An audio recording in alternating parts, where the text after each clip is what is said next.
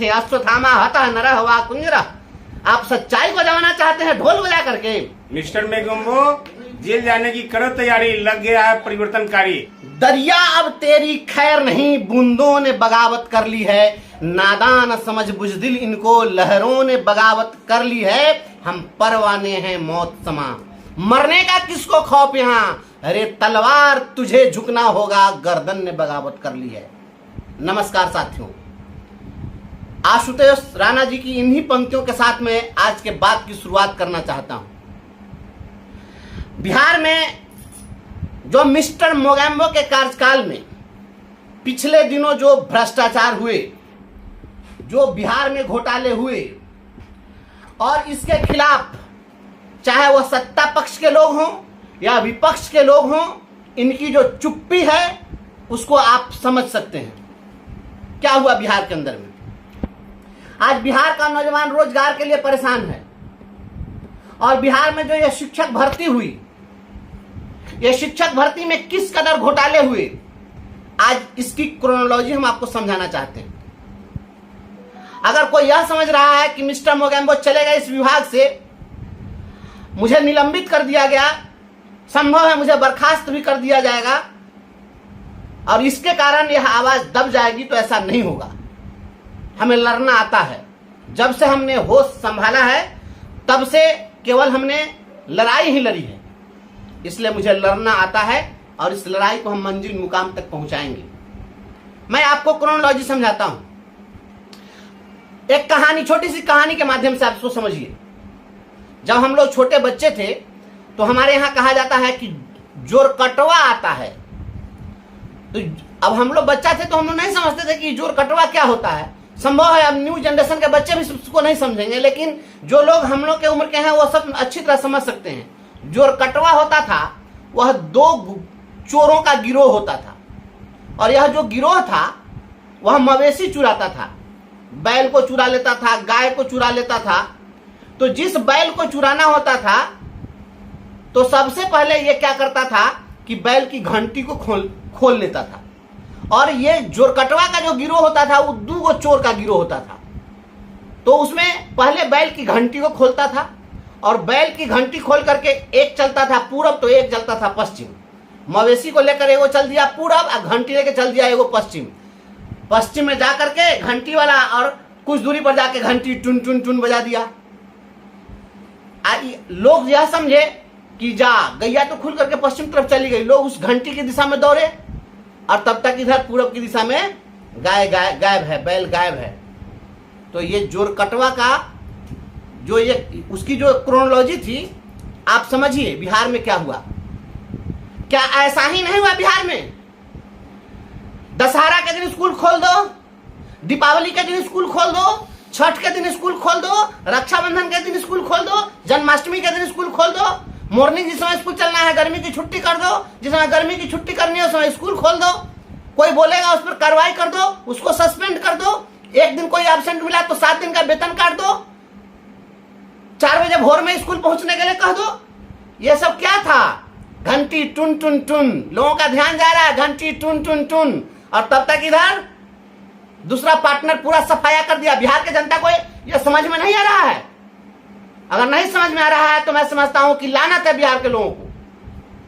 बिहार में जो शिक्षक भर्ती हुए आप जरा उसको समझिए। 1 लाख अगर रिक्ति निकलेगी तो उसमें कितनी किसकी बहाली हो सकती है? 50% पहले से आरक्षण था, 10% ईडब्ल्यूएस को आरक्षण दिया गया तो 60% हो गया। बचे के 40% में उस 40% का 50% महिलाओं के लिए आरक्षित था। मतलब उस 40% में 20% महिला, उसमें दूसरे राज्य की महिलाओं को आरक्षण नहीं मिल सकता है, तो बच गए 20%। तो मात्र 20% में महिला हो पुरुष हो सभी लोगों को उसमें सीट मिलता। तो आखिर 1 लाख में मात्र 20,000 लोग ही राज्य के हों, राज्य के बाहर के हों, सभी लोग जो जनरल कैटेगरी में, चाहे वो सवर्ण हो, अवर्ण हो, पिछड़ा हो, दलित हो, जनरल कैटेगरी में बस उसी 20% में आ सकते थे। तो आखिर ये हजारों हजार लोग ये उत्तर प्रदेश से कैसे बहाल होकर के चले आए? यह तेजस्वी यादव कभी बोल सकते हैं, इस पर मुंह खोल सकते हैं? क्या सत्ता पक्ष के नेता, विपक्ष के नेता, आप लोग के मुंह में दही जम गया है? क्यों नहीं पूछ रहे हैं इस सवाल को? ये 50,000 के लगभग उत्तर प्रदेश के लोग कैसे बहाल हो गए? सारे विद्वान यूपी में पैदा ले लिए, ये विद्वान झारखंड में पैदा नहीं ले सकते थे? जनरल कैटेगरी में बिहार में लोग पैदा नहीं लिए थे? ये सारा का सारा लोग यूपी का कैसे आ गया? मैं ये सवाल पूछना चाहता हूं। और सत्ता और विपक्ष के लोग और नहीं पूछ सकते हैं, आपके कलेजे में ताकत नहीं है तो राजनीति करना बंद करिए। बिहार के नौजवानों के साथ गद्दारी हुई है, बिहार के नौजवानों के साथ छल हुआ है, और एक कैंडिडेट से 10 से 15 लाख रुपया लेकर के और बहाली हुई है। जब ये पेपर लीक का माफिया जब पकड़ा गया, उसमें पंकज गुप्ता जो समस्तीपुर का था, उसने बताया कि किस प्रकार से इसमें यूपी के लोग जुड़े हुए थे, और उत्तर प्रदेश में क्वेश्चन किस प्रकार से बेचा गया, और किस प्रकार से जो Uttar Pradesh public service commission के द्वारा जिस एजेंसी को ब्लैकलिस्टेड किया गया था, उस एजेंसी को क्वेश्चन छापने के लिए दिया गया। और उस पूरी बहाली में बीपीएससी के जो चेयरमैन थे वो अतुल प्रसाद कहां के रहने वाले थे, और मिस्टर मोगेम्बो कहां के रहने वाले हैं? कोई पूछने के लिए तैयार है? इसलिए कि नोटिस भेज दिया जाएगा और एफआईआर कर दिया जाएगा। अरे एफआईआर भी कर दोगे, मैं जेल भी जाऊंगा तो अदालत के कटघरे में चीख चीख कर कहूंगा कि ये घोटालेबाज है। और ये जोरकटवा लोग, ये 2 जोरकटवा पूरे बिहार को लूट लिया। एक घंटी बजाता था टुन टुन टुन, सारे लोगों का ध्यान वहां डाइवर्ट करता था, और दूसरा हजारों करोड़ का घोटाला कर दिया। इस घोटाले की सीबीआई से जांच होनी चाहिए, और बिहार के नौजवानों को न्याय मिलना चाहिए। और उत्तर प्रदेश के जो अभ्यर्थी अभी जो बहाल हो गए, उन लोगों में भी अब देखिए, अभी अररिया का लिस्ट जारी हुआ, 150 शिक्षकों को हटाने का वहां लिस्ट जारी कर दिया गया कि नहीं, आपके पास सीटेट में जो नंबर है वह जनरल कैटेगरी में आप क्वालिफाई नहीं कर रहे हैं। आप क्वालिफाइड हैं, लेकिन आप अपने राज्य के लिए क्वालिफाइड हैं, क्योंकि आरक्षित कैटेगरी के लिए जो आवश्यक अर्हता है केवल आप उसी को पूरा कर रहे हैं। तो आखिर इसकी बहाली कैसे हो गई? जो यहां पर अर्हता पूरी नहीं कर रहा था उसकी बहाली कैसे हो गई? और आप इतना आनंद फानन में, ये छठ में और दशहरा में स्कूल खोल खोल करके ज्वाइन क्यों करवा रहे थे? घोटालेबाज मिस्टर मोगेम्बो, इसने घोटाला किया है, यह सबसे बड़ा लुटेरा है, और इस लुटेरा को सलाखों के पीछे होना चाहिए। और थोड़ा मोड़ा का घोटाला नहीं हुआ है, हम समझते हैं कि 2000 करोड़ रुपए से अधिक का घोटाला हुआ है। और ये जोरकटवा का गिरोह पूरे बिहार के नौजवानों को धोखा दिया है।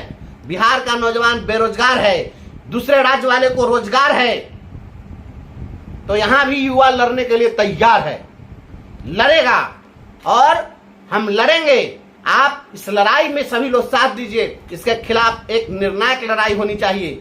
और आशुतोष राणा जी ने अगर कहा है कि दरियाव तेरी खैर नहीं, बूंदों ने बगावत कर ली है, तो निश्चित रूप से तुम भले ही अपने आप को दरिया समझते हो, हम अगर बूंद भी हैं तब भी हमने बगावत की है, और यह बगावत जारी रहेगी। मैं चाहता हूं कि इसके लिए आप तमाम लोग गांव गांव में लोगों को, नौजवानों को, शिक्षित बेरोजगारों को बताइए कि किस प्रकार से घोटाला हुआ है। शिक्षकों को प्रताड़ित करके और समाज को केवल डाइवर्ट करने का काम किया गया है।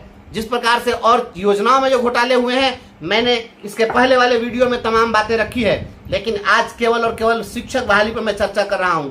यह शिक्षक भर्ती घोटाला हुआ है। आपने देखा किस प्रकार से जब चैनल वाले लोग, जब यूट्यूबर लोग पूछ रहे थे कैंडिडेट से, यूपी वाले लोगों से कि आप बताइए कि बिहार में कितने जिले हैं, उनको यह भी पता नहीं था। जिसको बिहार में कितने जिले हैं वह पता नहीं है, और वह बिहार में शिक्षक बन रहा है। यह पूछिए कि यह कैसी बहाली हुई है, डोमिसाइल नीति क्यों लागू नहीं की गई? इसका जवाब कौन देगा? माननीय मुख्यमंत्री जी को जवाब देना होगा। आखिर डोमिसाइल नीति आपने क्यों नहीं लागू किया? क्या उड़ीसा में आप बहाल करा सकते हैं 1 to 8 में आप किसी भी दूसरे राज्य के लोगों को?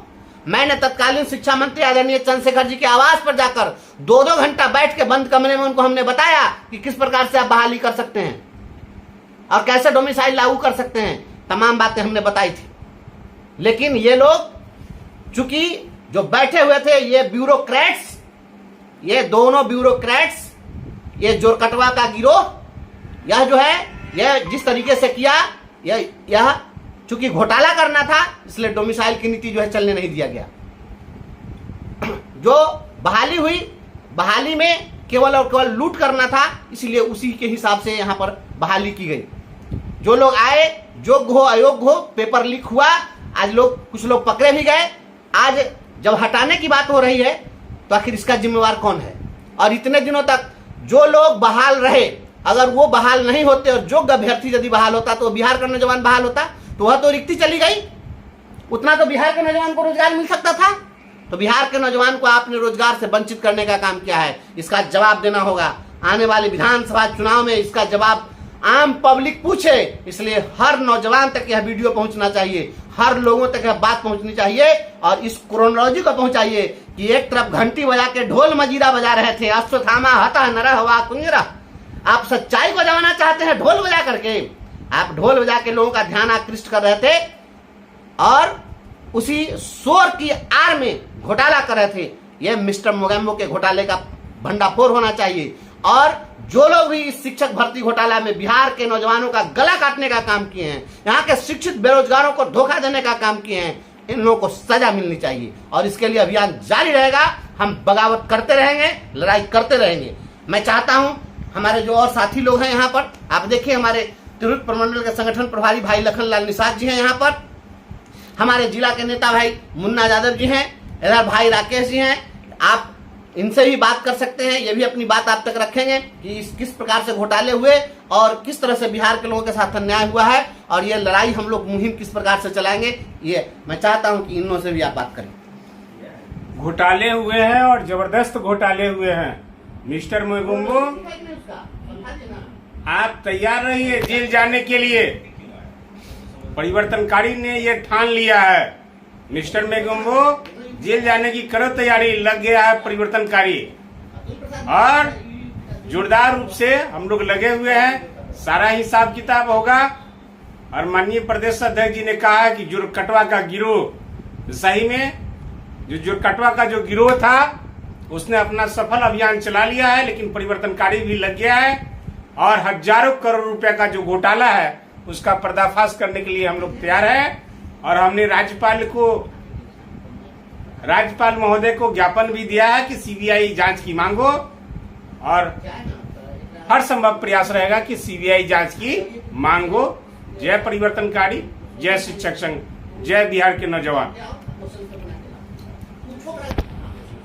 जिस प्रकार हमारे अध्यक्ष जी ने बताया कि बिहार के शिक्षक बहाली में जो किस तरह से घोटाला किया गया या बिहार के युवा शिक्षित बेरोजगार के लिए अच्छी बात नहीं है। हुआ जो मिसाइल नीति को खत्म किया गया यूपी के दो गिरोह के द्वारा, एक अतुल प्रसाद जी और एक मिस्टर मोगेम्बो के पाठक जी के द्वारा, इसमें बिहार के नवयुवक के हक को छीना गया। अगर सही ढंग से बहाली की जाती तो हमारे बिहार के शिक्षित बेरोजगार लड़कों को ज्यादा मौका मिलता है। आज हुआ क्या, पेपर लीक कर दिया गया, यूपी में क्वेश्चन एग्जाम से 2 दिन पहले बंटने लगा और सारे के सारे यूपी के लोग यहाँ बहाल हो गए। हमारे बिहार के जो युवा शिक्षित से जो लिख कर तैयारी कर रहे थे वो उनको निराशा हाथ लगी। इसलिए हमें सभी युवाओं से आग्रह करते हैं कि जात पात पार्टी राजनीतिक पार्टी दल से ऊपर उठकर अपने हक की लड़ाई के लिए आगे बढ़े।